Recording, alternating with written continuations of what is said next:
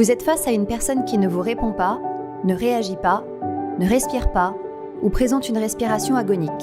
Elle est en arrêt cardiaque ou en arrêt respiratoire.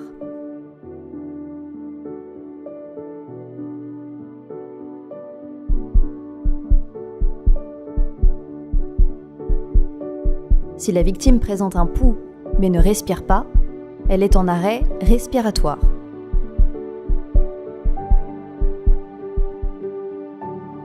Réalisez des insufflations à un rythme de 10 par minute tout en surveillant constamment le pouls. Rendez compte immédiatement à votre coordination médicale.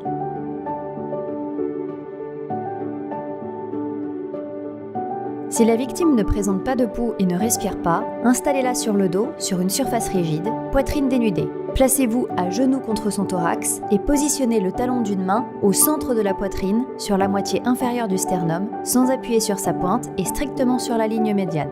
Placez l'autre main au-dessus de la première en entrecroisant les doigts. Réalisez des compressions thoraciques de 5 à 6 cm de profondeur à une fréquence de 100 à 120 par minute. Les bras sont en position verticale, coudes verrouillés. Ne décollez pas vos mains de la victime entre deux compressions. Le cycle à effectuer sera de 30 compressions pour 2 insufflations. Simultanément, l'autre secouriste mettra en œuvre le défibrillateur sans interrompre les manœuvres de réanimation. Appliquez les électrodes sur la poitrine nue du patient. La position correcte est indiquée sur le schéma figurant sur les électrodes. Une juste au-dessous de la clavicule droite, contre le bord droit du sternum, l'autre sur le côté gauche du thorax, 5 à 10 cm au-dessous de l'aisselle gauche.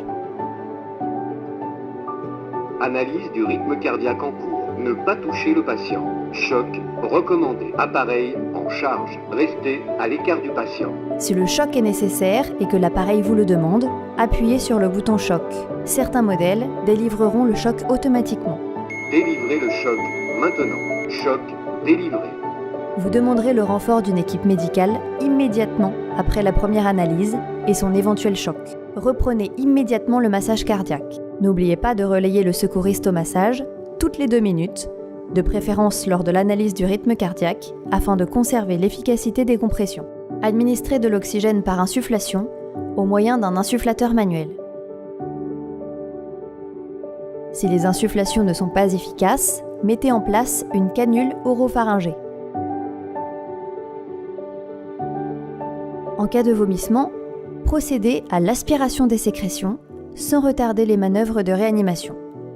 Poursuivez ces manœuvres jusqu'à l'arrivée des renforts médicaux.